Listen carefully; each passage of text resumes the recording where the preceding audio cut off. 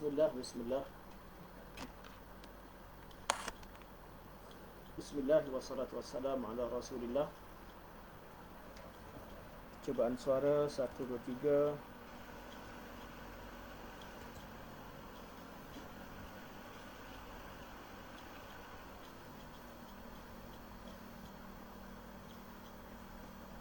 Bismillah, bismillah.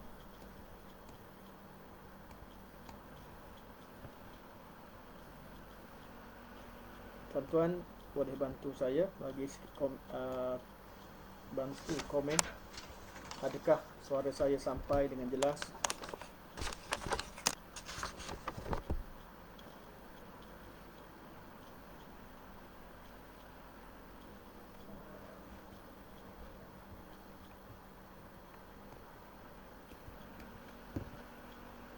Bismillah, bismillah, bismillah. Tes, tes.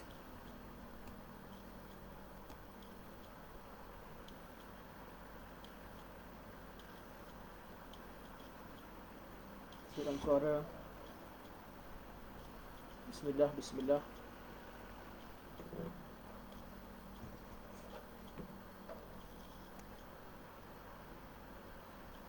Tes. Waalaikumsalam warahmatullahi wabarakatuh. Puan Rohani, suara sampai ke? Suara jelas?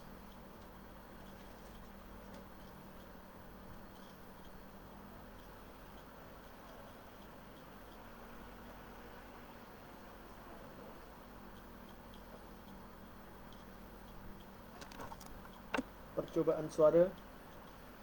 Bismillah, bismillah. Tuan-tuan dan puan-puan, macam mana? Alhamdulillah, okey suara. Alhamdulillah. Jadi kita mula kuliah kita insya-Allah. Bismillahirrahmanirrahim. Alhamdulillahirabbil alamin. Nahmadullaha ta'ala wa nashkuruh wa nusalli wa nusallimu ala sayyidina Muhammadin alladhi ballagha ar-risalah wa adda al-amanah wa nasaha al-ummah hatta ataahu al-yaqin wa ala alihi wa sahbihi ajma'in. Subhanaka la ilma lana illa ma 'allamtana innaka antal alimul hakim. Rabbi shrah li sadri wa yassir li amri wahlul 'uqdatam min lisani yafqahu qawli. Amma ba'd. Fa inna asdaqal hadits kitabullah wa khairal hadi hadi Muhammadin sallallahu alaihi wasallam wa syarrul umuri muhdatsatuha wa kullu muhdatsatin bid'ah wa kullu bid'atin dhalalah wa kullu dhalalatin finnar. Thumma amma ba'd. Pertamanya, marilah kita merafakkan setinggi-tinggi kesyukuran kehadrat Allah Subhanahu wa taala di atas taufik dan hidayahnya. Allah memberikan kesempatan kepada kita pada malam ini untuk memanfaatkan sebahagian daripada waktu kita dalam menuntut ilmu Allah Subhanahu wa taala. InsyaAllah kita doakan agar perjalanan kuliah kita pada malam ini berjalan dengan lancar, dan itulah yang kita harapkan. Sebagaimana yang didoakan, disebutkan oleh Puan Rohani, harap tak putus-putus. Ustaz, alhamdulillah, ya, insyaAllah harap tak putus. Semalam kuliah kita ada sedikit masalah gangguan, banyak kali line terputus. Malam ini kita doakan supaya Allah SWT mudahkan urusan kita insyaAllah. Hari ini 30 Ogos, dan pada malam ini ataupun pada 12.30 malam merupakan detik-detik yang ditunggu-tunggu oleh rakyat Malaysia dalam menyambut hari kemerdekaan. Jadi sempena hari kemerdekaan ini, saya mengambil kesempatan mengajak sahabat-sahabat, kawan-kawan yang bersama dengan kita pada malam ini, begitu juga sahabat-sahabat, kawan-kawan yang akan menonton rakaman ini, agar kita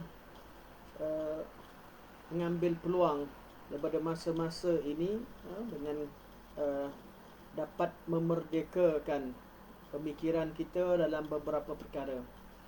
Antaranya kita dapat membezakan antara yang hak dan yang batil. Dapat bezakan dalam semua masalah. Perkara paling utama adalah ilmu. Perlu kita cari kebenaran dalam bab akidah, dalam bab ibadah, dalam bab akhlak, dalam bab pendirian, dalam malah sampai kepada bab-bab yang kecil. Hendaklah kita dahulukan ilmu sebelum kita beramal, sebelum kita berjuang, sebelum kita bertindak. Ilmu adalah perkara yang penting. Dan antara perkara yang saya ingin sentuh, dan saya mohon maaf sekiranya apa yang saya sebutkan ini menyebabkan sebahagian daripada kawan-kawan di luar sana tidak senang mendengarnya, berkaitan dengan isu pertikaian antara sahabat-sahabat yang pro vaksin dan anti vaksin.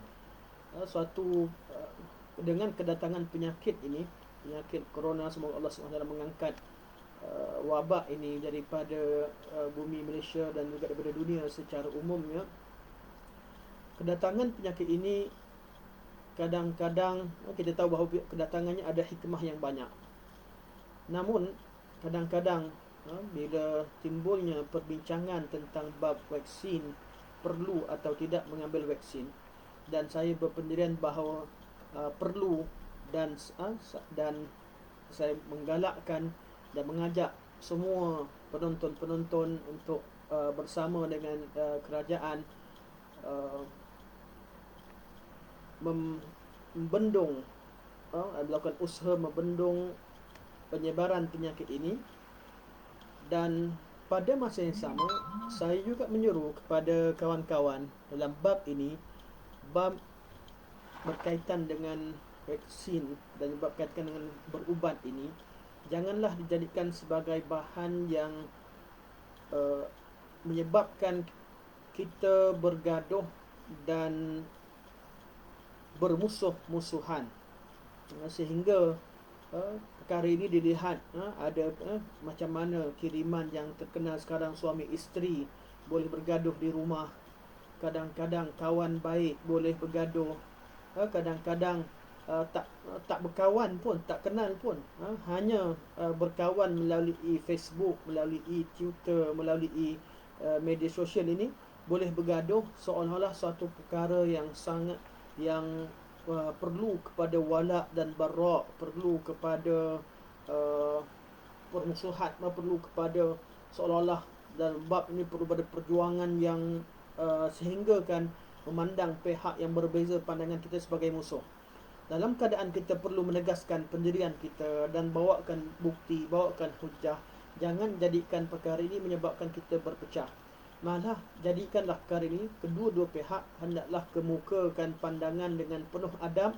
Di samping nasihat saya kepada pihak, ke semua pihak, agar mendengar dan mentaati pemerintah, mendengar dan mentaati pemerintah, walaupun kita tidak setuju 100% dengan vaksin dan sebagainya, namun perlu kita sedar tentang kemaslahatan umum.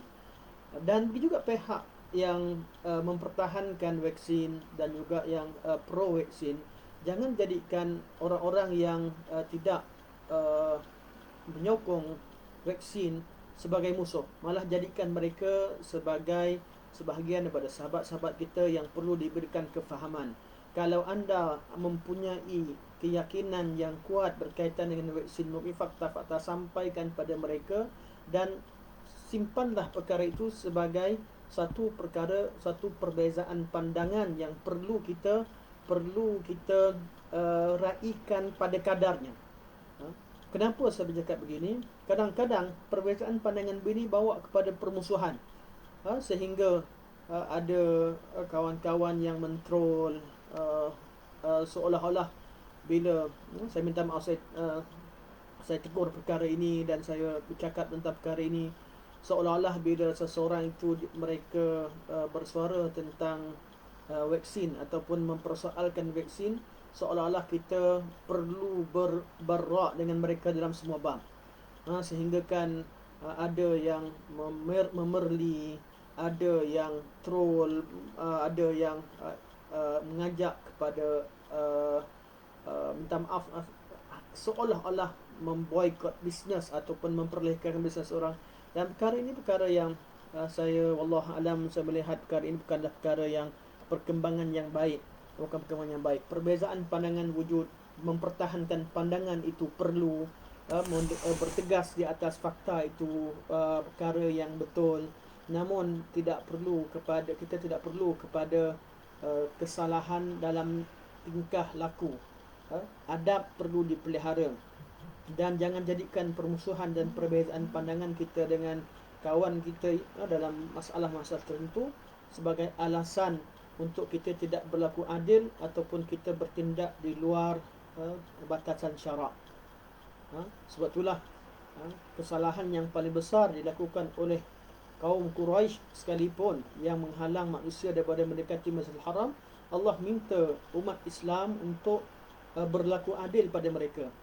Wala yajrimannakum syana'anu qaumin an saddukum 'anil masjidil harami an ta'tadu wa ta'awanu 'alal birri wat taqwa wa la ta'awanu 'alal itsmi wal 'udwan wattaqullaha innallaha syadidul 'iqab.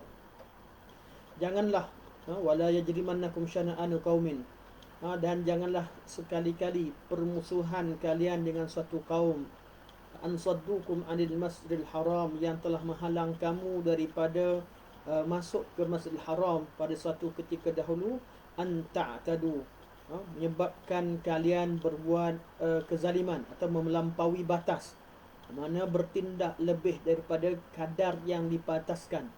Malah Allah perintahkan wa ta'awanu 'alal birri wat taqwa, hendaklah kalian bertolong menolong dalam perkara bir, perkara kebaikan dan takwa.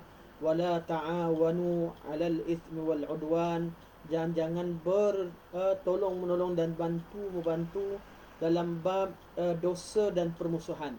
Saya takut kita yang menyebarkan perkara permusuhan, menyebabkan kita sebarkan berita-berita troll, berita berkaitan dengan orang-orang yang kita tidak suka sebagainya, itu sebahagian daripada perkara yang menyebabkan pergaduhan, menyebabkan berlarutannya isu ini, menyebabkan mungkin perkara itu mengandungi dosa, dan takut perkara apa yang kita lakukan termasuk secara dhimnan, secara kandungannya, secara situasinya hampir dengan apa yang Allah Subhanahu wa taala sebutkan.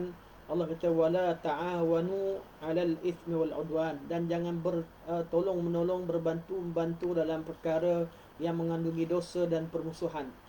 Saya bersama dengan pihak yang setuju dengan vaksin, dan walillahil hamd saya pun telah mengambil 2 dos dan dah selesai.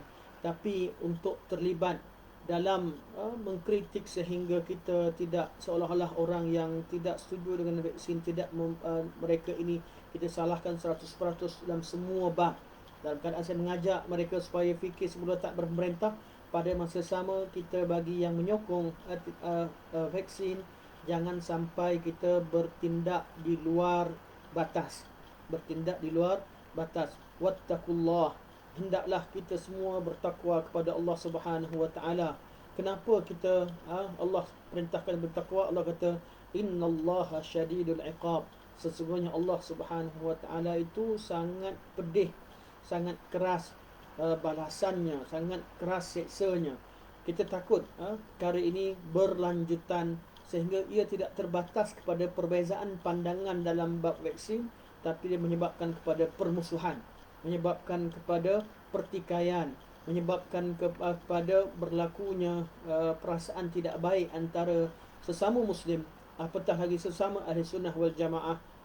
Kalau kita boleh bersatu dalam banyak bab, apa salahnya dalam bab yang tidak ada kaitan dengan akidah, tidak ada kaitan dengan bab ibadah, ia berkaitan dengan pandangan tertentu, walaupun ada sedikit kaitan bab manhaj, jadikan itu sebagai perkara yang menyebabkan kita berbincang dengan penuh adab, bukan menyebabkan kita berpecah belah dan menjadi satu situasi dan keadaan yang tidak seronok dipandang oleh mata, terutamanya bagi orang-orang yang baru mengenali manhaj, baru mengenali sunnah Rasulullah sallallahu alaihi wasallam.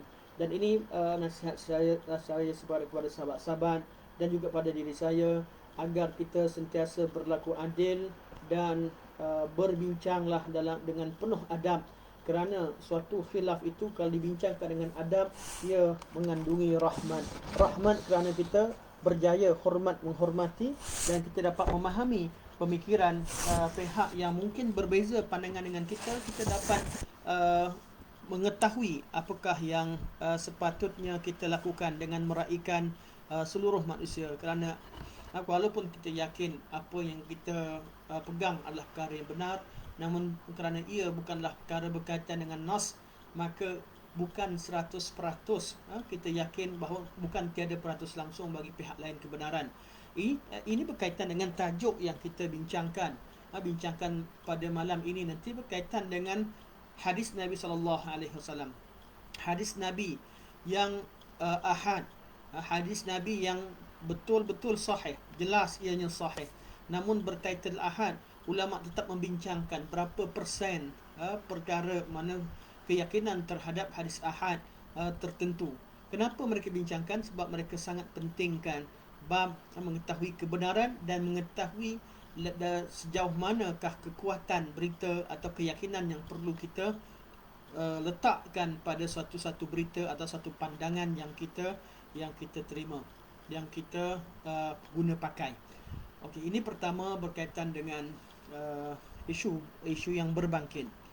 Dan yang kedua, pada pertemuan yang lepas ada sebahagian pada penonton yang hantar mesej pada saya secara personal, minta saya ulas berkaitan dengan persoalan tajuk yang kita bincangkan berkaitan dengan hadis, mana menolak golongan anti hadis, dan soalan bergitar tentang bagaimana macam mana adakah kita perlu yakin, adakah perlu kita yakin dengan hadis Nabi SAW seperti kita yakin dengan kebenaran yang terdapat Al-Quranul Karim.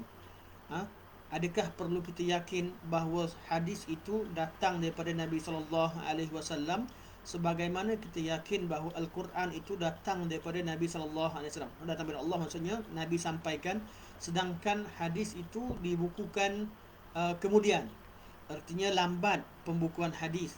Jadi soalan ini datang, dan saya bersangka baik dengan yang bertanya, kerana saya meyakini manhaj beliau di kalangan Ahli Sunnah wal Jamaah, dan bukanlah soalan dengan bertujuan untuk mempersoalkan, tetapi ingin mengetahui. Mana kita mengatakan bahawa keyakinan kita terhadap sunnah Rasulullah sallallahu alaihi wasallam sama dengan keyakinan kita dengan Al-Quranul Karim. Ya, jadi kenapa soalannya, bukankah hadis Nabi itu dibukukan lambat, lewat daripada Al-Quran? Jawapan yang ringkas, soalan ini juga pernah dikemukakan kepada Syekh Uthman Khamis hafizahullah, dan apa yang saya sampaikan ini merupakan apa yang saya dengar daripada mulut beliau.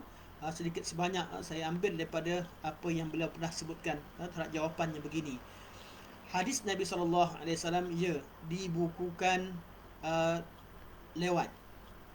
Pembukuan hadis itu berlaku lewat, iaitu pembukuan dalam bentuk satu buku itu hanya berlaku pada zaman Umar bin Abdul Aziz. Sebelumnya ditulis secara nuskhah oleh sebahagian perawi-perawi untuk simpanan sendiri. Ya, inilah yang berlaku. Namun tuan-tuan, perlu juga kita tahu bahawa Al-Quran juga keadaannya sama. Al-Quranul Karim pada zaman Nabi SAW, ketika Quran turun, sahabat-sahabat Rasulullah SAW terima Al-Quran daripada Nabi SAW secara lisan. Saya ulang balik, ketika Al-Quran diturunkan kepada Rasulullah SAW, sahabat-sahabat menerima Quran daripada Nabi SAW secara lisan. Dan Al-Quran dicatatkan, ya, ketika Quran turun, dapati Allah Nabi SAW memanggil penulis-penulis wahyu. Kadang-kadang fulan yang jumlah mereka lebih kurang dalam 40 orang atau 43 orang penulis wahyu yang Nabi tugaskan untuk menulis wahyu, menulis Al-Quranul Karim. Namun jumlah mereka 43 orang berbanding dengan ribuan sahabat-sahabat Rasulullah sallallahu alaihi wasallam. Selain daripada 43 orang ini yang pandai menulis dalam masyarakat Islam ketika itu, yang Nabi lantik mereka sebagai penulis wahyu, sahabat-sahabat yang lain secara umumnya mereka menerima Quran secara syafawi, secara sama'i. Mereka mendengar langsung daripada Nabi sallallahu alaihi wasallam. Daripada situ keadaan Al-Quran diriwayatkan juga secara syafawiyan, secara mulut ke mulut. Mereka menghafal Al-Quranul Karim. Mereka dengar Quran, mereka hafal. Kemudian mereka ajarkan kepada generasi seterusnya. Generasi seterusnya mendengar, mereka hafalkan. Manakala penulisan Al-Quran yang ditulis oleh sebahagian penulis-penulis wahyu yang dicatatkan dengan secara berasingan di tempat-tempat yang berbeza. Sehinggalah berlaku pada zaman Sayyidina Umar, pada zaman Abu Bakar As-Siddiq, ketika berlakunya peperangan tentera. Abu Bakar menghantar tentera untuk memerangi golongan murtad, dan terjadinya kematian 70 orang qurra di peperangan Yamamah. Dalam 70 orang qurra yang menghafal Quran meninggal. Ketika itu Umar bin Al-Khattab mencadangkan kepada Abu Bakar As-Siddiq radhiyallahu anhuma agar dikumpulkan mushaf tadi dalam satu mushaf. Dan wujudlah mushaf yang dikumpul pada zaman Sayyidina Abu Bakar. Namun mushaf itu hanya satu nuskhah yang disimpan di rumah Abu Bakar As-Siddiq radhiyallahu anhu. Umat manusia ketika itu secara umumnya, secara keseluruhannya umat Islam, mereka menerima Al-Quran secara syafawiyan, secara dari mulut ke mulut. Mereka hafal Al-Quranul Karim daripada mulut ke mulut. Begitulah keadaannya. Jadi periwayatan Al-Quranul Karim bukan berdasarkan pada mushaf pada asalnya. Kebanyakannya, malah 99% umat Islam ketika itu menerima Al-Quran secara syafawi, mendengar secara sama'i. Mereka dengar dan mereka terima daripada mulut ke mulut. Jadi keadaan bagaimana Al-Quran itu dinukilkan dan hadis, keadaannya sama. Sehinggalah pada zaman Sayyidina Umar Al-Khattab radhiyallahu anhu berlakulah sehinggalah pada zaman Sayyidina Uthman bin Affan radhiyallahu anhu berlakunya perbezaan bacaan yang banyak, perbezaan riwayat, kerana berlakunya masing-masing dengan riwayat masing-masing. Jadi bila dibacakan berlakunya isu ketika itu, seperti kemukakan oleh Huzaifah Al-Yamani, adanya khilaf dari segi bacaan Quran.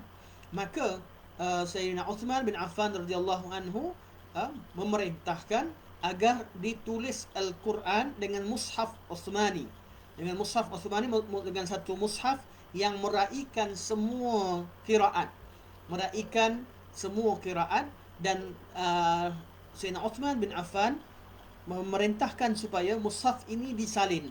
Dan jumlah mushaf yang disalin itu hanya 5 mushaf, termasuk dengan mushaf yang asal, iaitu dipanggil Mushaful Imam, atau dipanggil sebagai Nuskhatul Imam yang asal. Ada 6 nuskhah.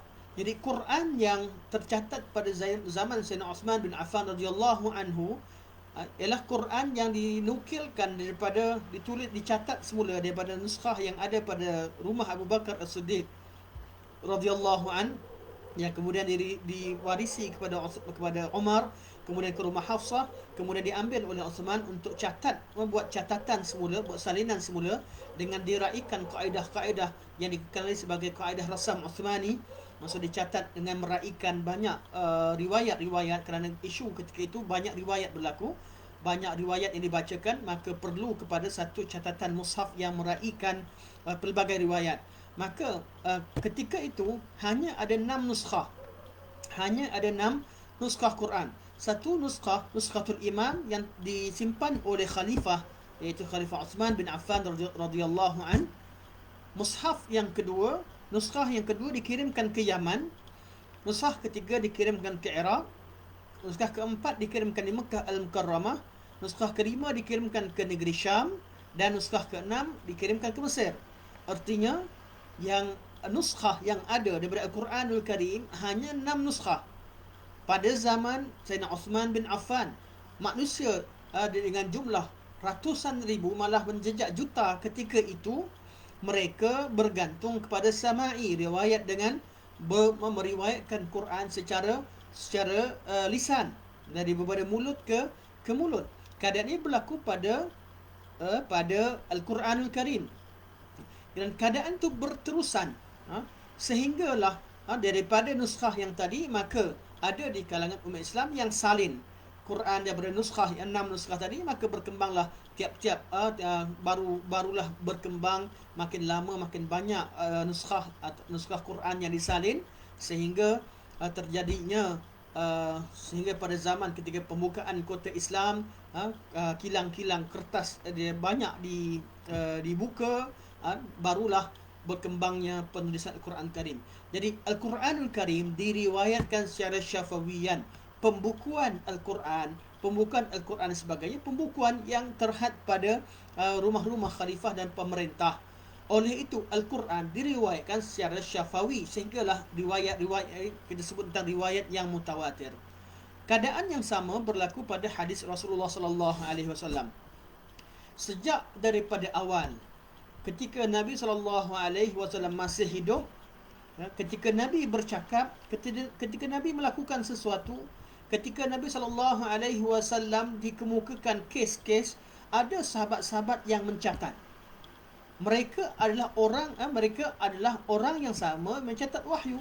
Sepertilah Abdullah bin Amr bin As radhiyallahu anhu, beliau mencatat segala sesuatu yang datang daripada Nabi sallallahu alaihi wasallam. Sehingga satu ketika beliau dihalang oleh beberapa pembesar Quraisy, iaitu orang-orang tua ketika itu, bahawa kenapa kamu catat semua benda daripada Nabi, sedangkan Nabi seorang manusia pada zaman Nabi sallallahu alaihi wasallam. Kemudian beliau berhenti daripada mencatat, tapi beliau akhirnya pergi mengadukan perkara ini kepada Rasulullah sallallahu alaihi wasallam. Nabi arahkan kepada Abdullah bin Amr bin As, berkata, "Uktub, fa wallazi nafsi bi yadihi la yakhruju minhu illa haqqan." Nabi kata, tulis, demi yang jiwaku berada di tangannya, tidak ada satu patah perkataan yang keluar daripada mulut ini, kecuali perkara yang hak. Jadi catatan hadis wujud pada zaman Nabi sallallahu alaihi wasallam, sama seperti catatan Quran wujud pada zaman Nabi sallallahu alaihi wasallam. Kita dapat juga ketahui daripada Abu Hurairah. Abu Hurairah kata bahawa aku adalah orang yang banyak hafal hadis Nabi sallallahu alaihi wasallam kecuali Abdullah bin Amr. Sebab Abdullah bin Amr catat, aku tidak catat. Sama juga hadis kita belajar pada awal kitab kita Makanan Sunnah, berkaitan dengan macam mana seorang lelaki yang bernama Abu Syah datang ketika Hajatul Wida, minta supaya dituliskan hadis. Kemudian Nabi perintahkan seorang sahabat untuk tuliskan, uktub li Abi Syah, tuliskan hadis kepada Abi Syah.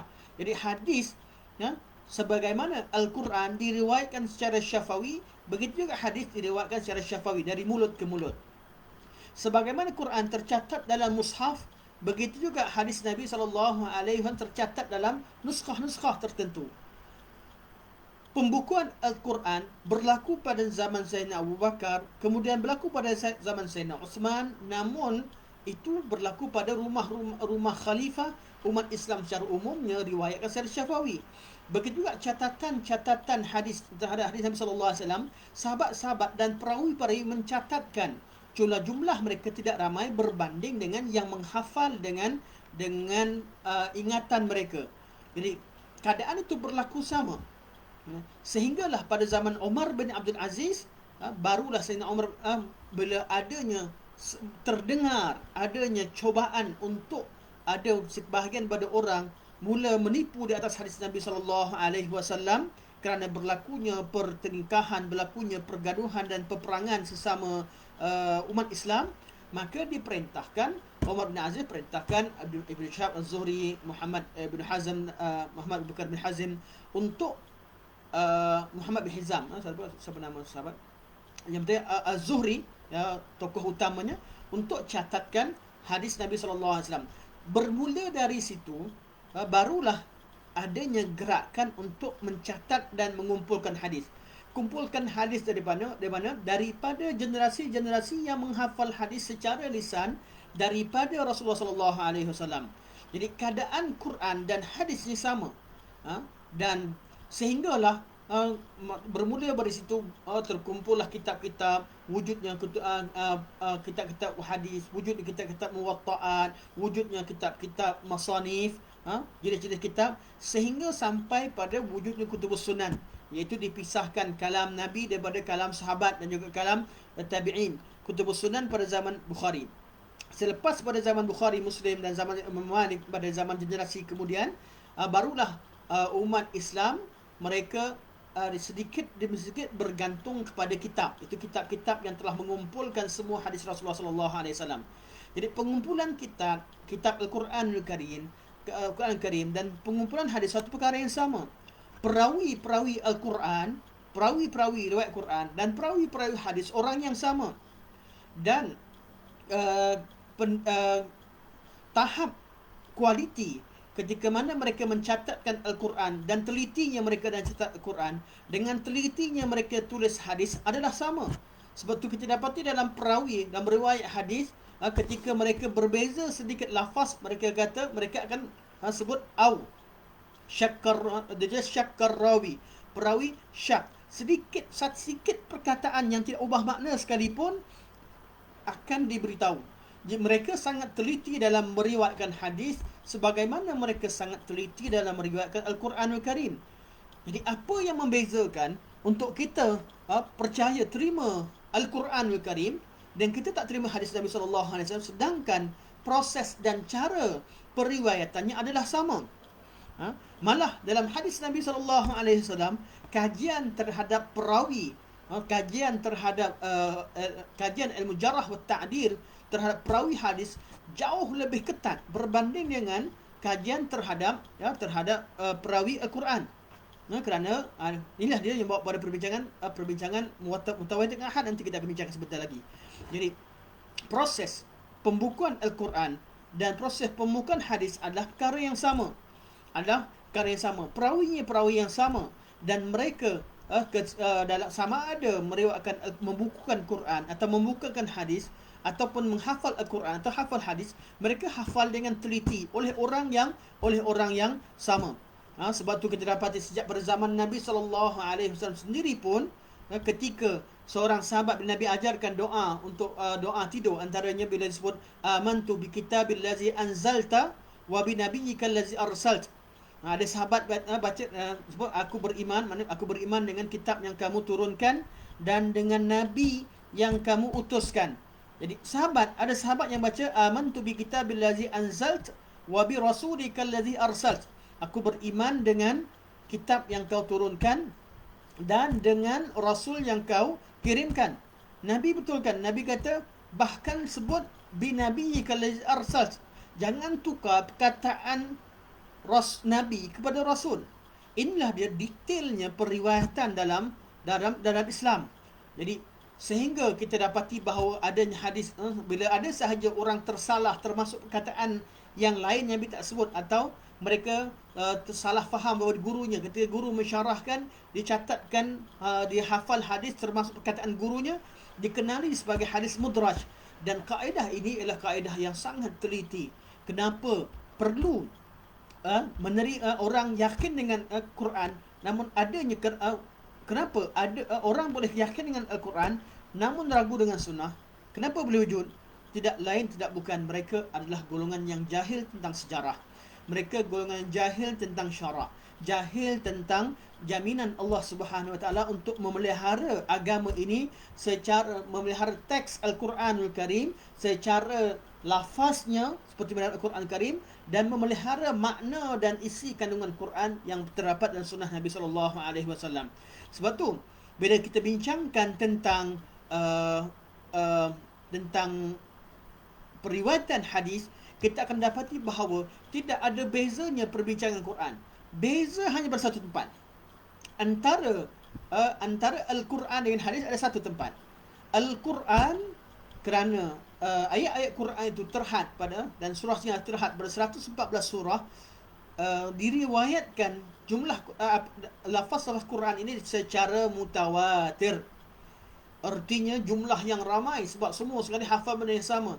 Manakala hadis Nabi SAW ada yang mutawatir, ada yang tidak mencapai level mutawatir, namun diriwayatkan oleh perawi-perawi yang diketahui kedudukan mereka, yang diketahui keadilan mereka, yang diketahui tahap dhabt dan pemeliharaan tahap mana hafalan kekuatan mereka, sehingga perawi-perawi dalam hadis semua sekali dikenali level mereka. Adakah mereka thiqah ataupun tidak thiqah? Kalau mereka thiqah dan dhabt, mana thiqatun thabtun, dhabt mereka kerana mereka catat atau kerana mereka hafal. Kalau mereka hafal, akan diuji hafalan mereka. Kalau mereka catat, akan dipastikan catatan mereka itu benar. Sehingga periwayatan hadis dengan teliti daripada zaman dulu sampai zaman sekarang, tidak ada satu hadis pun yang mampu dipalsukan. Pemalsuan itu wujud, namun terbongkar, diketahui. Oleh siapa? Oleh ulama hadis, oleh orang yang mengambil berat dengan hadis. Ada orang kata, macam mana saya tahu hadis ini palsu? Orang boleh tipu. Itu kerana kejahilan tuan, yang tak belajar ilmu hadis. Bagi ulama hadis, mereka cukup kenal dengan hadis Rasulullah SAW. Sebagaimana penulis pada zaman sekarang, orang boleh kaji penulisan penulis tertentu, bahawa betul atau tidak itu uslub dan cara dia menulis, cara dia bercakap pada seseorang. Kita boleh baca buku seseorang penulis silam, kita boleh kenal adakah ini tulisan dia atau tidak berdasarkan kepada isi kandungan dan gaya bahasa. Umat Islam dan ulama-ulama Islam lebih mengenali uslub hadis Nabi SAW. Apatah lagi yang diriwayatkan oleh generasi-generasi yang terbaik dan dikenali segala periwayatannya, dan periwayatan mereka dibandingkan satu sama lain. Apatah lagi, belum lagi ditemukan satu hadis itu bertentangan dengan hadis yang lain, malah saling kuat menguatkan. Hadis Nabi takkan bertentangan satu sama lain. Hadis Nabi takkan bertentangan dengan Al-Quran Karim. Pertentangan yang berlaku hanyalah antara hadis Nabi dengan ideologi yang wujud kemudian, yang dimasukkan dalam ajaran Islam. Jadi pertembungan hadis Nabi dengan ideologi yang sesat, yang menyeleweng, yang tidak betul, itu tidak menandakan hadis Nabi tidak terpelihara. Hadis Rasulullah SAW masih terpelihara. Jadi tahap keyakinan kita terhadap sunnah Rasulullah SAW, kita yakin dengan sunnah Rasulullah sama levelnya seperti kita yakin dengan Al-Quran Al-Karim. Maka bagi orang yang anti hadis dan mengajak orang berpada dengan Al-Quran Al-Karim, kita katakan pada mereka, sebagaimana anda boleh yakin dengan Al-Quran, anda juga wajib yakin dengan hadis Nabi SAW, kerana kedua-dua sumber ini diriwayatkan dengan teliti, dengan cara yang sama, oleh perawi yang sama, dan dibukukan kemudian, dan perawi-perawinya meriwayatkannya secara syafawi, secara sama'i sama. Maka tidak ada ruang untuk anda untuk menolak hadis Rasulullah SAW. Kalau mereka tahu bahawa Quran diriwayatkan secara syafawi, secara sama'i, kemudian mereka tolak, kalau mereka dah tolak Quran Sunnah, sudah tentu mereka ini bukan lagi orang, hakikatnya mereka bukan tidak boleh dinisbahkan kepada Islam secara zahirnya. Ini jawapan ringkas terhadap soalan yang pada minggu lepas saya dihantar kemudian kepada saya secara personal. Terima kasih kepada tuan yang bertanya. Saya pun tak ingat nama tuan di mesej saya yang bertanya. Soalannya sangat penting. Terima kasih atas pertanyaan tersebut. Dan mohon maaf, hari ini cerita kita belum masuk tajuk yang sambungan, tapi saya harap apa yang saya ulas, dua perkara penting. Pertama, berkaitan dengan akhlak dan adab kita dalam berbeza pandangan, dalam terutama berkaitan dengan soal vaksin. Kemudian berkaitan dengan memuliakan sunnah Nabi SAW, terima sunnah Nabi SAW. Dan ideologi yang mempersoalkan sunnah Nabi SAW datang dari dua golongan. Pertama, golongan yang jahil, tak tahu apa-apa, yang terpengaruh dengan pemikiran sesat. Yang kedua ialah golongan yang dengki dengan sunnah Rasulullah SAW. Jadi orang yang tak terima sunnah Nabi dua, sama ada dia jahil seperti berlaku pada kebanyakan masyarakat awam, ataupun golongan yang dengki dengan sunnah Rasulullah sallallahu alaihi wasallam, dengan golongan yang dengki dengan kewujudan sunnah yang membongkarkan kekeliruan pemikiran yang mereka bawakan di tengah masyarakat, yang mereka sokong dan yang mereka anuti. Itu sahaja keadaan yang berlaku. Betul, kalau kita belajar hadis Rasulullah sallallahu alaihi wasallam, manakala daripada bab pertama kita bincang secara detail, boleh disimpulkan begitu. Kenapa kita cerita bahawa hadis dicatatkan sejak zaman Nabi? Untuk kita berikan kefahaman pada masyarakat bahawa pembukuan hadis itu sangat teliti, sebagaimana Al-Quran itu dibukukan dengan penuh teliti. Okey, insyaAllah kita sambung perbincangan kita. Jadi apa yang membezakan pembukuan Al-Quran dan pembukuan hadis? Bezanya hanya satu, iaitu Al-Quranul Karim daripada surah Fatihah sampai suratul Nas, teks Al-Quran itu diriwayatkan dengan jumlah kelompok yang sangat ramai, yang tak mungkin berlaku penipuan padanya. Kerana umat Islam di seluruh dunia Islam menghafal dan membaca perkara yang sama. Kalau berbeza sedikit dengan cara pembacaan, riwayat yang ada itu diriwayatkan secara mutawatir. Qiraat yang 10 diriwayatkan secara mutawatir. Malah riwayat-riwayat yang tidak mutawatir juga diketahui apakah bacaan yang mereka baca dan masih digunakan pakai dalam bab ilmu tafsir, walaupun tidak dimasukkan dalam tidak dijadikan sebagai bacaan dalam solat. Okey, kembali kepada perbincangan kita bab hadis ahad. Jadi yang membezakan antara riwayat hadis dengan riwayat Quran, riwayat hadis ada yang ahad, ada yang mutawatir. Apa arti mutawatir? Sebahagian pada hadis Nabi dihafal oleh seluruh umat Islam atau kebanyakan umat Islam, sehingga tidak ada ruang bagi seorang pun untuk tolak, kata ni bukan hadis Nabi. Jumpa hadis mutawatir, artinya hadis yang bila dibacakan di depan awam, di depan siapa sekalipun, semua orang tahu itu adalah hadis Rasulullah sallallahu alaihi wasallam, dan takkan ada orang kata ni bukan hadis Nabi. Yang peliknya zaman sekarang, ada orang yang tak boleh bezakan yang mana mutawatir, yang mana tidak. Ada orang anti hadis, tolak hadis dengan alasan hadis ini tidak mutawatir. Mereka sendiri yang tolak hadis mutawatir, seperti hadis man kadzaba alayya muta'ammidan falyatabawwa maq'adahu minan nar. Hadis ini ditolak oleh sebahagian golongan anti hadis atau golongan yang menggunakan hadis palsu. Kerana apa? Kenapa mereka tolak? Sebab mereka ni golongan yang jahil, tidak mengenali hadis dan tidak mengenali kedudukan hadis Nabi sallallahu alaihi wasallam dalam agama Allah Subhanahu wa taala, tidak mengenali kedudukan hadis dalam undang-undang Islam, dalam agama Islam itu sendiri. Okey. Jadi sekarang kita tahu bahawa hadis Nabi diriwayatkan oleh perawi-perawi yang diketahui. Jadi setelah dikaji, dilihat pada hadis Nabi, ada hadis Nabi yang sahih, ada hadis Nabi yang tidak mencapai level sahih. Mana hadis yang diterima, ada hadis yang ditolak atas sebab-sebab tertentu yang telah pun kita bincangkan. Jadi persoalan seterusnya, hadis yang sudah sahih, yang jelas sahih, ada lagi masalah kedua yang dibincangkan, kerana dibandingkan dengan Al-Quranul Karim. Dibandingkan dengan Al-Quranul Karim, adakah hadis sahih itu diriwayatkan oleh jumlah yang ramai, sehingga apabila kita bacakan hadis di tempat umum, semua orang kenal, semua orang hafal, semua orang tahu kesahihannya?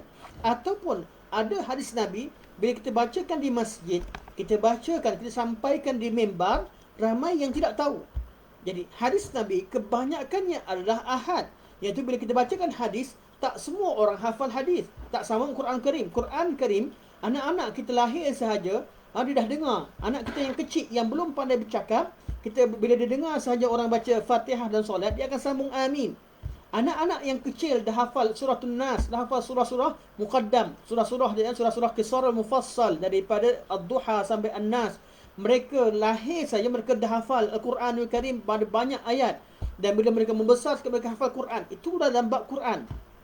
Sunnah Rasulullah, kita berikan Sahih Bukhari kepada mereka. Mereka mungkin orang Islam tak pernah buka Sahih Bukhari, tak pernah kenal. Mereka hanya kenal nama Sahih Bukhari. Kitab Sahih Bukhari tak ada kat rumah. kitab Sahih Muslim tak ada dalam library mereka. Mungkin kat rumah tak ada buku agama, buku sunnah tak ada langsung. Ada yang ada kitab Kutubus Sittah dalam rumah tapi tak pernah buka.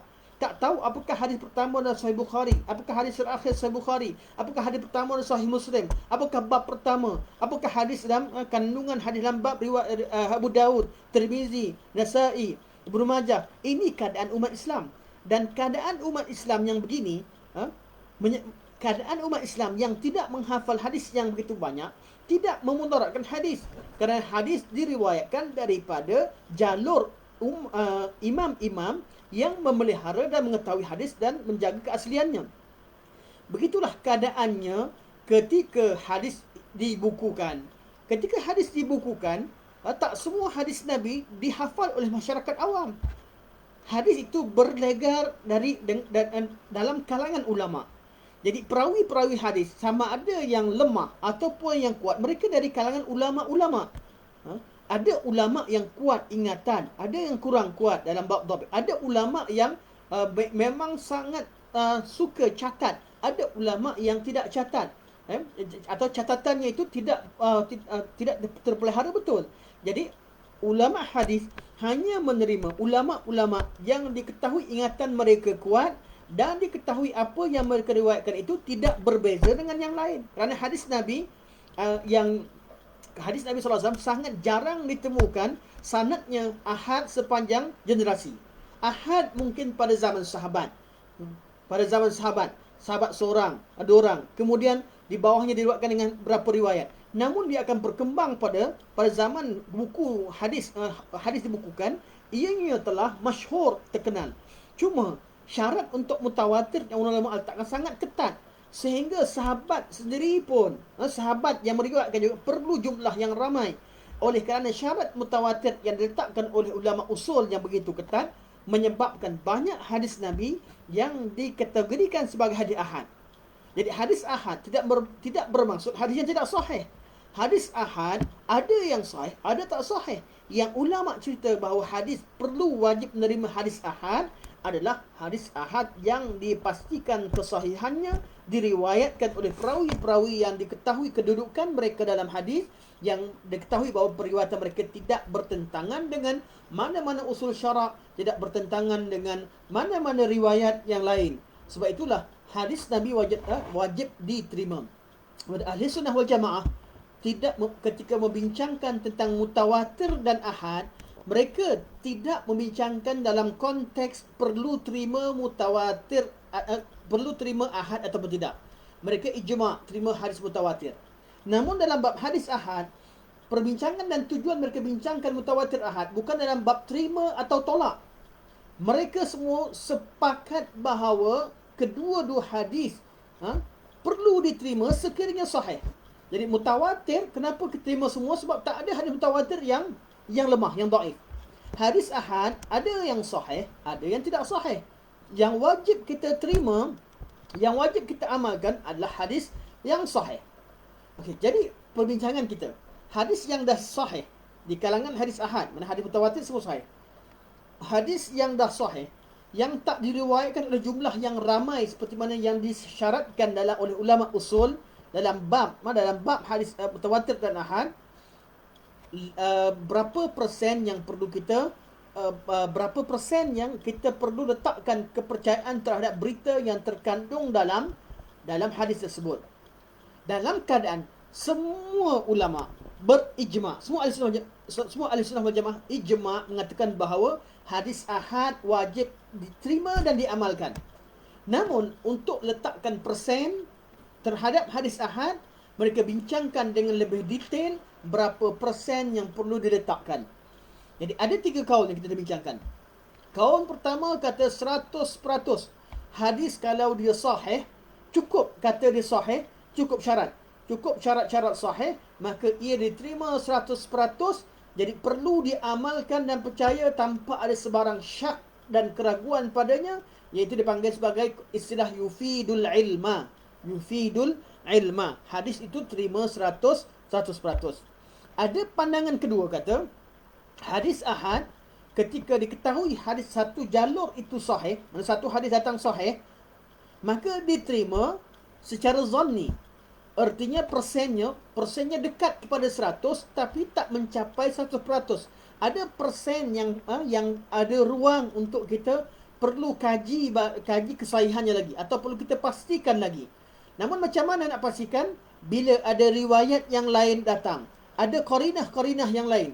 Bila riwayat makin bertambah, maka makin tambah kepercayaan kita. Makin banyak jalan, makin bertambah. Makin banyak qarinah. Mana bukan setakat tengok pada riwayat, tengok pada makna, tengok kepada diriwayatkan oleh imam-imam yang agung, disepakatkan oleh Bukhari dan Muslim, mana di dalam silsilahnya semua imam-imam yang agung dan tidak ada ruang dan sebagainya. Adanya qarinah menyebabkan hadis ahad yang disertai dengan qarinah dikatakan 100% diterima. Jadi ada dua kaul sekarang. Kaul pertama terima 100% tanpa pertikaian. Kaul kedua, terima untuk diamalkan. Terima, bukan tolak. Terima. Persennya hampir kepada 100. Namun, nak sampai pada 100, perlu kepada qarinah. Perlu kepada beberapa sebab untuk ditarjihkan atau untuk diterima 100%. Kalau tidak, masih ada ruang untuk perbincangan. Ini juga kaul Ahlussunnah wal Jamaah. Dan kaul ketiga, mereka juga sama. Yakin bahawa wajib menerima hadis ahad. Cuma persennya berapa? Cuma persen, kata mereka hadis ahad, kalau dia bukan mutawatir, persennya hampir kepada 100 dan kekal begitu. Tak kira ada qarinah, tak ada qarinah, hadis ahad takkan mencapai level 100% dipercayai kesahihannya seperti mutawatir. Dalam keadaan mereka juga sepakat bahawa wajib beramal dan terima hadis ahad. Ini kaul Ahlussunnah wal Jamaah, ada 3 kaul. Kaul terima 100%, kaul kata jadi 100% kalau ada qarinah, dan kaul ketiga hampir 100% tapi takkan naik kepada sama level tahap kan kualiti berita tersebut atau kandungan berita tu sabit bin Nabi takkan diyakini 100% seperti mana hadis yang mutawatir. Dalam keadaan semua mereka terima hadis ahad. Yang berlaku masalah bila berlakunya pertikaian dalam masalah akidah dan terutama bila wujud ahlul kalam, wujudnya ahli falsafah ahli kalam, mereka bermasalah kat mana? Akidah yang mereka bawa, yang mereka cuba takwilkan Quran ikut pemikiran mereka, ikut pemahaman mereka sebagainya. Jadi ayat Quran itu bukan kosong begitu. Ayat Quran yang datang pasti ada hadis Nabi SAW yang menerangkan tentang isi kandungan Quran tersebut. Yang pasti Nabi akan menyampaikan dalam hadis Nabi perkara yang wujud dalam Al-Quranul Karim. Kerana hadis Nabi menerangkan isi kandungan Quran. Begitu juga dalam perkataan sahabat. Apa yang berlaku? Orang yang cuba tafsirkan Quran dengan cara pemikiran mereka sendiri, pasti akan bertentangan dengan sunnah Rasulullah sallallahu alaihi wasallam. Bila berlaku pertentangan dengan sunnah Rasulullah, bila Nabi sallallahu alaihi wasallam tafsirkan Quran melalui hadis Nabi sallallahu alaihi wasallam dan golongan ini faham Quran dengan cara sendiri, apa yang berlaku? Golongan ini merasa tidak selesa dengan kewujudan hadis-hadis yang bertentangan dengan apa yang mereka katakan sebagai wajib benar atau apa yang mereka iktikadkan. Maka wujudnya sebahagian golongan tadi, terutama sebahagian ahlul kalam, tak semua, sebahagian ahlul kalam, mereka ketika membincangkan tentang level hadis ahad tadi berapa persen, 100% mereka tak terima. Mereka kata 100% artinya wajib pemikiran mereka tertolak. Nak katakan zanni, mana hampir 100 kemudian naik jadi 100 kerana qarinah, mereka juga tak terima sebab qarinahnya jelas. Masalah akidah, semua masalah akidah diputuskan ada qarinah yang jelas kerana berlaku ijma' salaf. Salaf telah ijma' tentang akidah-akidah tertentu. Tidak ada perselisihan pandangan dalam mengetahui pandangan ulama salaf dalam masalah akidah. Yang tinggal sebab tu mereka pilih pandangan ketiga. Pandangan ketiga yang mengatakan bahawa hadis ahad levelnya tak sampai 100%, cuma hampir dengan 100, kekal keadaannya begitu, takkan sama dengan mutawatir. Itu pada asalnya diriwayatkan juga oleh ahli sunnah atas alasan-alasan yang kita pernah sebutkan dan kita akan sebutkan lagi. Jadi golongan ahli kalam memilih pandangan ini, dan mereka lah yang menjadikan dalam masalah ini mereka jadikan perbincangannya kepada satu aspek yang lain. Ahli sunnah bincangkan bab ini dalam bab mentarjihkan hadis dengan hadis yang lain dari segi isnad. Dia kata min babit tarjih bis sanad. Nak tahu sanad mana yang lebih kuat. Bukan dalam bab al-qabul wal rad. Bab terima hadis mutawatir dan tolak hadis ahad. Itu tak berlaku dalam perbincangan ulama hadis, ulama sunnah. Namun bila datang ahli kalam, mereka mengambil bab mutawatir dan ahad yang dibincangkan dalam di kalangan ahli sunnah wal jamaah, kerana juga berasal dari perbincangan mereka dalam bab khabar, khabar. Jadi mereka letakkan kaedah hadis ahad. Mereka mengambil pandangan ketiga, bukan diterima 100% dan levelnya gitu, dan ruangnya itu menyebabkan mereka kata tak boleh terima hadis ahad dalam akidah. Kaedah kata tak boleh terima hadis ahad dalam akidah bukanlah kaedah untuk berhati-hati dalam menerima berita berkaitan akidah, namun berasal daripada orang-orang yang memang tak nak terima hadis Rasulullah sallallahu alaihi wasallam dalam akidah kerana bertentangan dengan pemikiran mereka. Kata ini Ustaz, ini tuduhan yang berat. Macam mana kita boleh tahu orang tu tak nak terima? Orang tu bukan tujuan untuk berhati-hati. Mereka kata nak berhati-hati. Kenapa? Ada qarinah yang menunjukkan demikian. Kerana hadis-hadis Nabi SAW yang mutawatir secara maknawi dalam bab-bab akidah, mereka tak terima. Dan ayat Quran yang jelas maknanya zahir, mereka pun tak terima kalau bertentangan dengan pemikiran mereka. Quran diriwayatkan secara mutawatir. Kalaulah Quran yang sudah jelas mutawatir, maknanya qat'iyyah thubut, mereka boleh persoalkan maknanya, walaupun maknanya telah pun diterangkan dalam hadis Nabi sallallahu alaihi wasallam, telah diterangkan dalam qaul salaf secara ijma', mereka tetap nafikan ertinya. Bagaimana dengan hadis Nabi sallallahu alaihi wasallam? Tujuan golongan ini menolak hadis ahad bukan kerana ingin berhati-hati dalam menerima persoalan, dalam menerima cerita atau berita berkaitan akidah, namun hakikatnya hadis yang ditolak oleh mereka adalah hadis-hadis yang bertentangan dengan pemikiran mereka. Okey. Jadi dengan mukadimah yang saya letak bagi, saya harap jelas. Jadi perbincangan kita pada hari ini, mana berapa persen perlu kita percaya kepada hadis ahad, bukanlah perbincangan dalam bab nak terima atau tidak. Ulama semua sepakat, cukup dengan satu hadis itu diketahui kesahihannya secara zanni, ianya wajib diamalkan, diterima. Itu jelas menurut ahli sunnah wal jamaah. Cuma bezanya pada ahli kalam, mereka menolak hadis ahad dalam akidah. Ini akan kita bincangkan kemudian. Okey, sekarang kita fokus pada bab pandangan ahli sunnah wal jamaah. Di kalangan ahli sunnah wal jamaah kata 100% atau hampir 100%, iaitu zanni dan boleh naik jadi 100%, ataupun hampir 100% kekal dengan levelnya, kekal level tahap kepercayaannya tak sampai 100%. Ada persen yang perlu kita kaji tentang kesahihan hadis tersebut, dibincangkan dengan detail sekarang. Okey. Kaul pertama dah bawakan dalil. Saya dah baca kepada minggu lepas. Yang kata perlu terima 100%, mereka bawa dalil. Mereka bawa dalil apa? Mereka kata dah berlaku pun ijma'. Mana ulama Islam ketika terima hadis, mereka semua sepakat, ahli sunnah wal jamaah, mana umat Islam secara keseluruhannya sepakat untuk terima hadis Nabi SAW, sepakat beramal dengannya. Kata mereka, kalau wajib dah berlaku persepakatan untuk mengamalkan hadis ahad dan terima, artinya hadis itu 100% betul. Hujah pertama.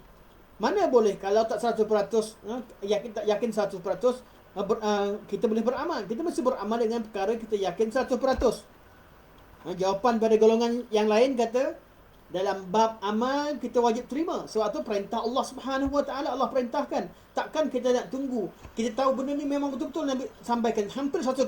Takkan kita tinggalkan amal hanya kerana ada faktor-faktor kelemahan ilmu kita. Jadi wajib beramal.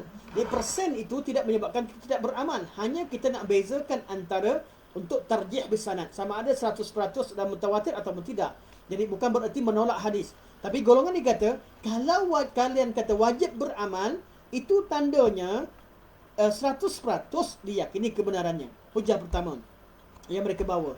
Dan mereka juga berhujah, golongan yang kata wajib terima hadis 100%, dengan ayat-ayat Quran yang menerangkan wajib terima berita daripada kelompok-kelompok yang dipercayai.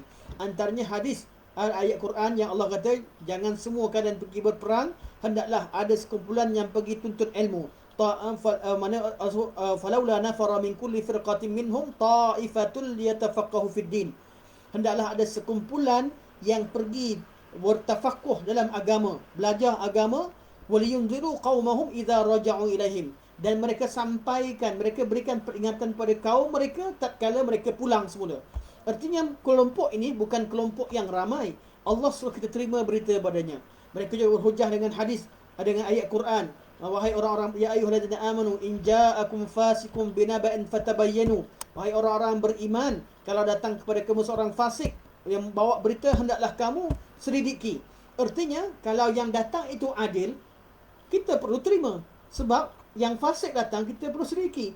Mafhum mukhalafahnya, yang datang menyampaikan hadis, iaitu hadis-hadis yang sahih, yang diriwayatkan perawi-perawi yang sahih, hendaklah diterima berita yang mereka bawa. Bila diketahui mereka bukan fasik, mereka tak salah, mereka dengan syarat-syarat hadis yang sahih. Dan seterusnya hujah-hujah yang telah kita bacakan pada pertemuan yang lepas. Jadi mereka, ni pandangan pertama, terima 100%. Pandangan yang kedua. Pandangan kedua kata, kami terima hadis ahad. Kami terima. Dan kami kata wajib beramal dengan hadis ahad. Wajib terima, wajib amal. Cuma kami letakkan persen hampir 100%. Zanni. Bukan 100%. Kecuali apabila hadis ahad tadi ada qarinah-qarinah, ada faktor-faktor sokongan yang menyebabkan kami percaya. Antaranya mereka kata bila diriwayatkan Bukhari dan Muslim, walaupun hadis ahad, tapi dalam Bukhari dan Muslim dah riwayatkan, iaitu hadis muttafaqun alaih, kami yakin 100%. Jadi mereka bukan golongan anti hadis. Hadis bila ada qarinah. Antara qarinah yang disebutkan bila diriwayatkan oleh Bukhari dan Muslim. Kenapa? Adakah kedudukan Bukhari dan Muslim sangat tinggi sehingga maksum? Bukan itu maksudnya. Ada orang kata, kenapa riwayat Bukhari dan Muslim diterima dan ditolak riwayat-riwayat yang lain? Bukanlah diterima Bukhari dan Muslim kerana Bukhari dan Muslim. Ya, Bukhari dan Muslim dua imam yang sangat agung dan meletakkan syarat sangat ketat dalam menerima hadis. Namun yang lebih utama daripada itu, beribu-ribu ulama Islam telah kaji kitab Bukhari dan Muslim. Ulama Islam yang kenal hadis Nabi SAW. Beribu ulama Islam, malah ratusan ribu, malah ulama Islam secara keseluruhannya telah kaji Sahih Bukhari dan Muslim. Mereka telah kaji sanad, sehingga mereka kata tak ada hadis yang dhaif dalam perkara ini. Per ijma' umat. Mana ulama berijma', umat Islam, ulama Islam secara keseluruhannya telah pun ijma' untuk menerima Bukhari dan Muslim sebagai sumber yang sahih setelah kajian yang mereka lakukan. Jadi umat Islam tidak akan bersepakat terhadap suatu kebatilan. Kerana Nabi kata la tajtami'u ummati 'ala al-khata'. Umatku takkan berijtima', takkan berkumpul secara keseluruhannya akur terhadap perkara yang salah.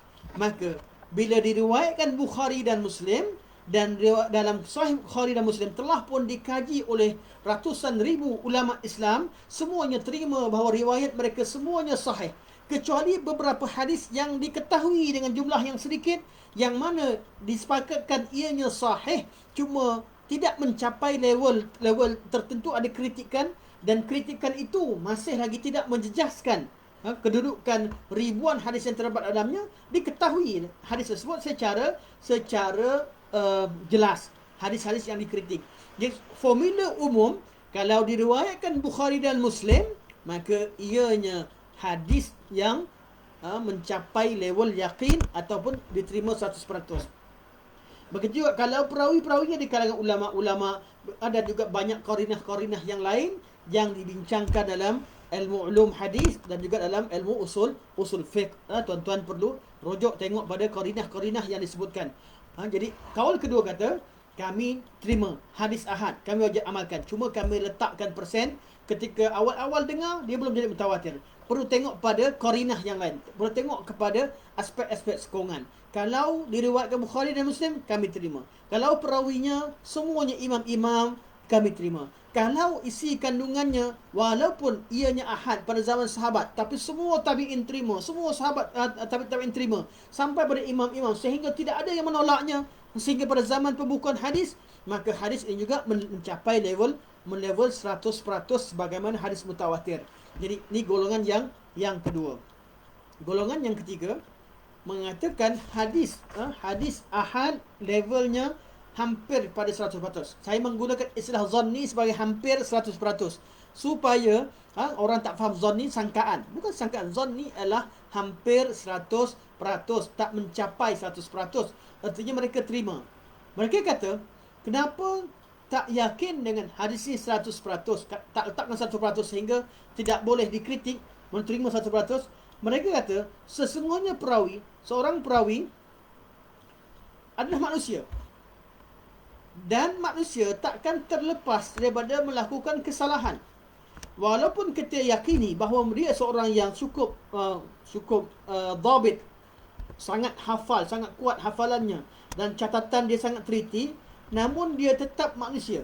Bila dia tetap manusia, artinya perlu letakkan persen tertentu.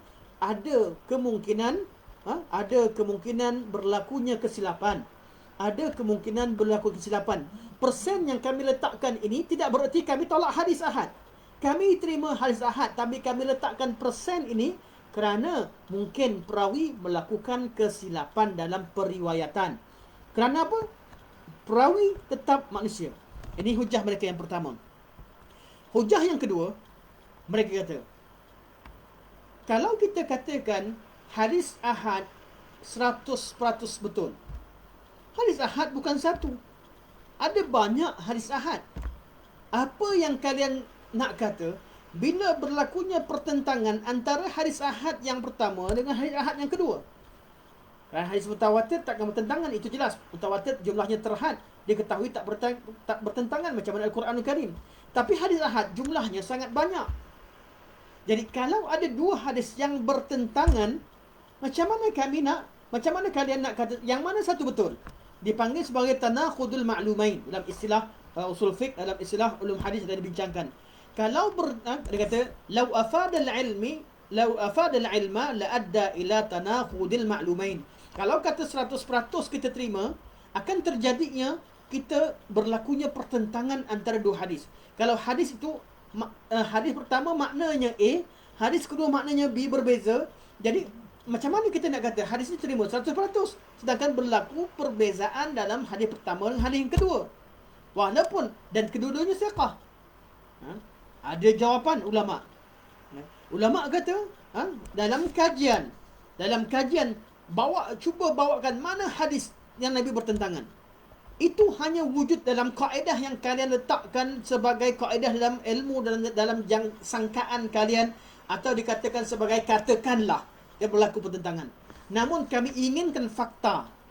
Sebagai ulama hadis kata, kami inginkan fakta bahawa wujudnya hadis Nabi yang bertentangan antara satu sama lain dan tak dapat diselesaikan. Bila berlaku pertentangan, pasti ada sebab. Sama ada salah satunya sahih, yang lain tidak sahih. Kalau satu tidak sahih, yang satu sahih, pasti hadis sahih yang terima, yang tak sahih ditolak. Kalau kedua-duanya sahih, mustahil berlaku pertentangan. Kalau kata dua-duanya sahih dan berlaku pertentangan, pasti ada sebab lain. Mungkin hadis ni mencerita pada angle yang berbeza. Hadis ni menceritakan tentang bab yang lain dan bab yang sama, tapi dalam aspek aspek A, hadis ni cerita tentang aspek B. Hadis Nabi perlu difahami dengan jelas. Hadis berkaitan dengan sempadan tanah haram. Nabi pernah kata sempadan adalah sempadan tanah haram antara bukit Uhud dengan bukit Ir. Dan hadis Nabi juga beritahu bahawa hadis Nabi sempadan tanah haram adalah antara dua tanah hitam. Bagi orang yang tak ada ilmu tentang tanah Madinah, dia akan nampak macam mana ni sempadan tanah haram di Madinah yang mana satu. Dia akan rasa pelik. Tapi bagi orang kenal tanah Madinah, oh rupanya sempadan antara bukit Uhud dan juga bukit Ir ialah sempadan antara utara dan selatan. Manakala sempadan timur dan barat ditandai oleh dua tanah hitam, iaitu Harrah Syarqiyah dan Harrah Gharbiyah.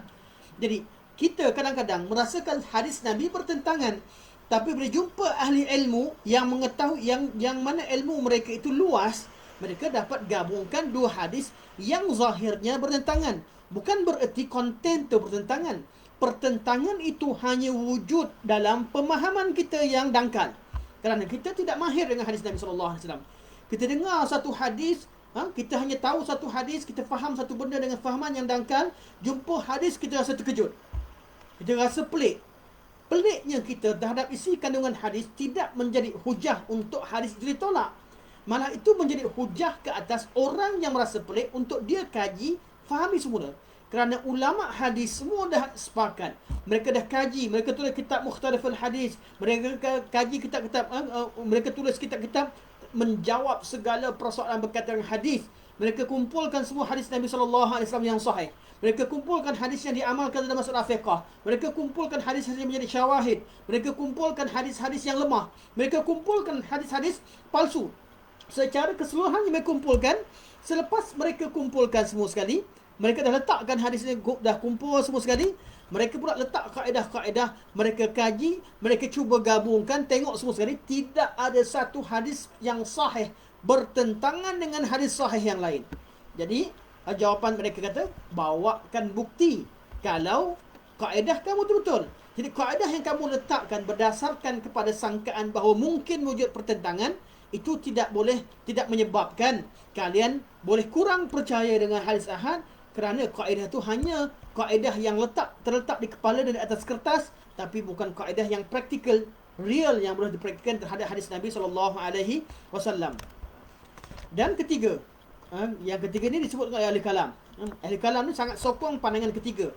Itu hadis ahad tak mencapai level 100%, iaitu level yakin.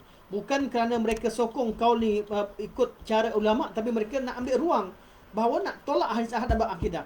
Mereka kata anna na'lamu daruratan anna la nusaddiqu kull khabar. Mereka kata semua orang tahu, mana ada orang percaya 100% dengan mana-mana berita. Mana ada orang yang terima satu berita macam tu terima 100%. Dia berkata ini simple, kata mereka. Jadi apa jawapan ulama hadis tentang perkara ini? Ulama hadis yang kata wajib terima dan hadis ahad, dengan kaedah al-kalam mereka kata begitu. Mereka kata man qala lakum anna kull khabar yufidul ilm. Mereka jawab, siapa kata semua khabar, semua berita kita terima, kita yakin? Itu kaedah kamu sendiri yang letak.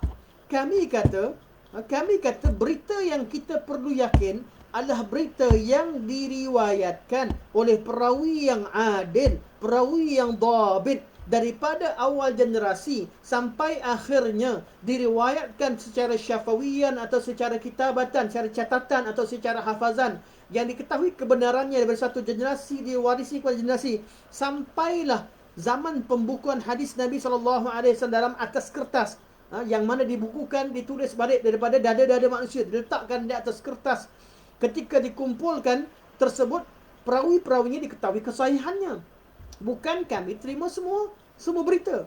Kalian yang buat kaedah mengatakan bahawa takkan hadis ahad kita nak terima. Tak semua berita betul. Siapa pun kata tak semua berita betul, tapi hadis ahad yang diterima, hadis ahad telah cukup syarat untuk diterima, diketahui kebenarannya. Sebab itulah kalau kita baca apa yang disebutkan oleh ulama-ulama hadis, tiada ruang untuk kita merasa syak terhadap kesahihan hadis Nabi SAW. Cuma ada sedikit perbincangan untuk bincang secara ilmiah. Kenapa? Ada di kalangan sekarang tiga kaul, ada tiga kaul Ahlussunnah wal Jamaah. Tiga kaul. Cuma sudah pasti. Sebab tak ada kaul yang lain. Golongan ahli kalam datang kemudian terpaksa pilih kaul yang paling dekat untuk supaya ada ruang untuk mereka tolak. Mereka kata hadis ahad ini tak sampai level 100%. Sedangkan akidah perlu 100%. Ini kaedah mereka. Kita tinggalkan mereka sementara. Kita akan, insyaAllah, tajuk seterusnya kita akan tolak kepada hujah-hujah yang mereka bawa. Cuma berlaku perbincangan yang lebih detail. Perbincangan yang lebih detail berkaitan dengan Kenapa ada ulama? Kenapa tak kata terima 100% ya? Macam kaul yang pertama. Kaul pertama dah ada iktirad atau bantahan pada mereka dan kita dah jawab pada minggu lepas. Sekarang ni kaul yang kedua. Kaul yang kedua yang kebanyakan ulama hadis dan kebanyakan ulama Islam berpegang padanya, iaitu hadis ahad adalah hadis yang diterima untuk amalan, perlu terima, cuma perlu letakkan sedikit persen untuk dikaji, untuk dia akan jadi 100% apabila adanya qarinah. Hanya hadis itu diterima, kesahihannya diamalkan, diajarkan, diriwayatkan, namun levelnya tak capai 100%, hampir 100%. Nak sampai pada 100% perlu kepada qarinah yang menguatkannya. Kenapa mereka berkata demikian? Jadi perbincangan sekarang antara yang terima 100% hadis ahad, mana yang letakkan 100%, yang kata hampir 100% perlu pada qarinah. Jadi golongan yang terima 100%, mereka buat bantahan terhadap golongan yang kata tak 100%, tapi kami terima. Apa bantahan mereka? Mereka kata, ni kata mereka, tengok di perbincangan yang detail yang disebutkan oleh Syekh. Ni perbincangan ilmiah, bukan bab terima tak terima. Ni cerita bab persen. Kenapa kamu tak letakkan 100%? Okay. Jadi mereka kata, kalian mengatakan bahawa hadis ahad hampir 100% zanni, dan boleh sampai levelnya kepada 100% sehingga tak syak pada kesahihannya datang daripada Nabi SAW apabila ada qarinah. Dia kata mereka, hakikatnya yang menjadikan, kalaulah kalian berkata begitu, hakikatnya yang menjadikan hadis itu diyakini 100% bukan hadis tapi qarinah. Nampak bantahan perbincangan ilmiah mereka katakan, kalau kalian nak kata 100 bukan 100%, hampir 100%, ada qarinah baru jadi 100%, artinya kalian tak letakkan keyakinan pada hadis yang menyebabkan hadis itu kamu percaya betul-betul 100% sebab qarinah dan faktor sokongan tadi. Apa jawapan? Jawapan ulama yang kata bahawa hadis ini, yang bertahankan kaul ini, bahawa hadis ahad hampir 100% tapi tak capai 100% kecuali qarinah. Mereka kata, yang kami maksudkan hadis 100%, okay, bukan qarinah sahaja. Kalau sekadar qarinah, dia tidak berikan apa-apa.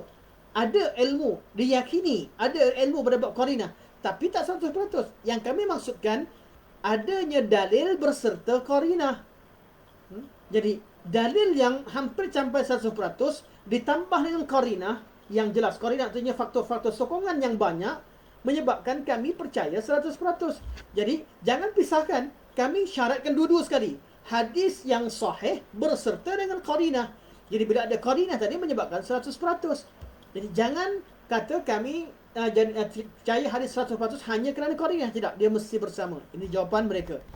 Dan untuk pengetahuan tuan-tuan, kaul yang kedua adalah kaul yang paling banyak sekali dikemukakan oleh ulama-ulama, termasuk Ibn Taimiyah rahimahullah, Ibn Qayyim rahimahullah, termasuk ulama-ulama usul, Al-Imam Ghazali rahimahullah, Al-Imam Ar-Razi dan sebagainya. Mereka dari kalangan yang menyokong pandangan yang kedua. Jadi mereka, walaupun mereka dalam bab tertentu, bab akidah, dalam bab akidah tertentu mereka ada kesilapan sebahagian daripada mereka seperti Imam Ghazali pada setengah perbincangan, namun dalam bab usul mereka adalah betul. Usul bab terima hadis ahad, mereka bukanlah golongan yang tolak hadis ahad seperti golongan ahli kalam yang tercela, yang memang tolak hadis ahad.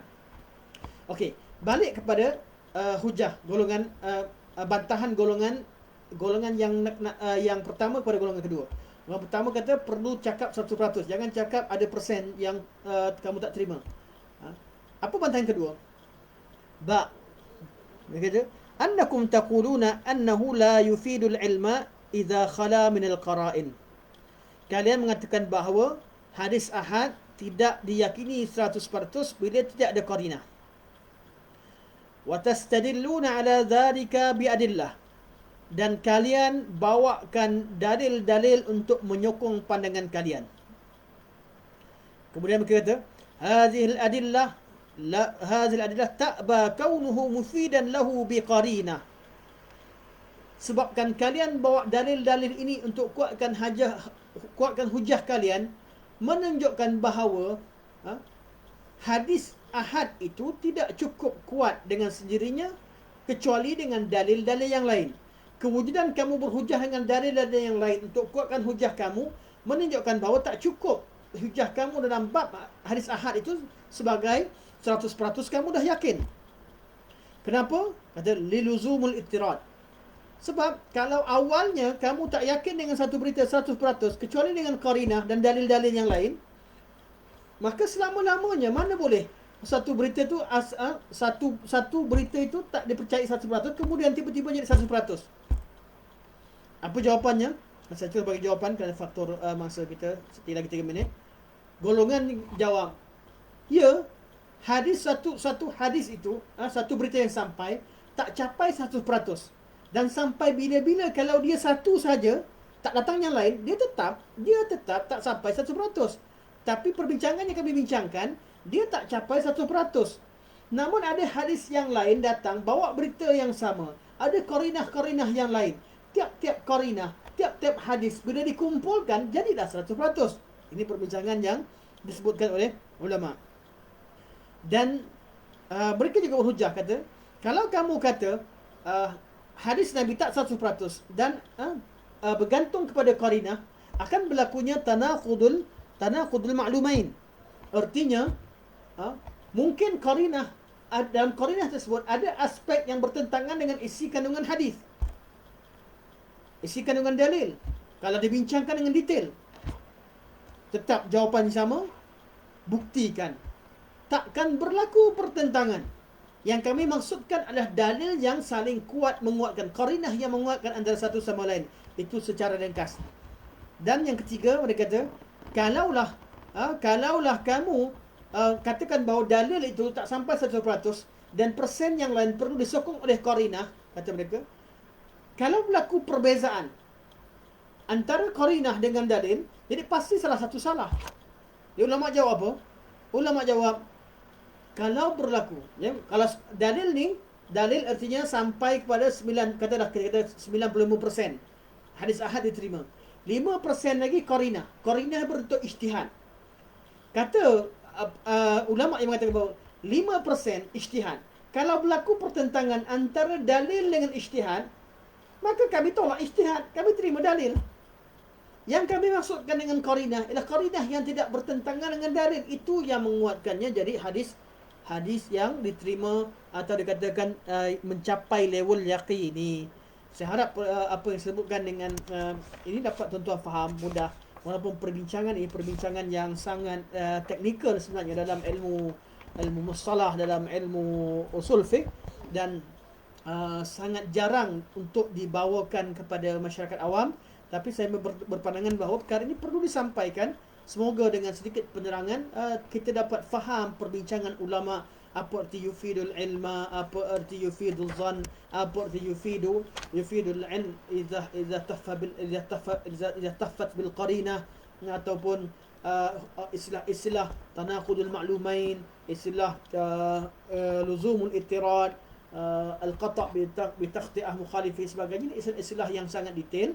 Namun saya cuba mudahkan, harap tuan-tuan dan puan-puan dapat memahami apa yang saya sampaikan pada malam ini. Semoga apa yang disampaikan itu ada kebaikan dan manfaat untuk tuan-tuan dan puan-puan dan untuk diri saya sendiri. Semoga Allah Subhanahu Wa Taala terima segala kebaikan yang ada dan mengampunkan segala kesalahan yang terdapat dalam penyampaian saya. Semoga Allah Subhanahu Wa Taala ampunkan kesalahan saya tersebut, dan semoga Allah Subhanahu Wa Taala jadikan kita semua di kalangan orang-orang yang dimudahkan jalan ke syurga Allah Subhanahu Wa Taala. Tuan-tuan sekalian, ada soalan, tuan-tuan boleh kemukakan sebentar. Saya akan baca komen tuan-tuan dan puan-puan rahimakumullah.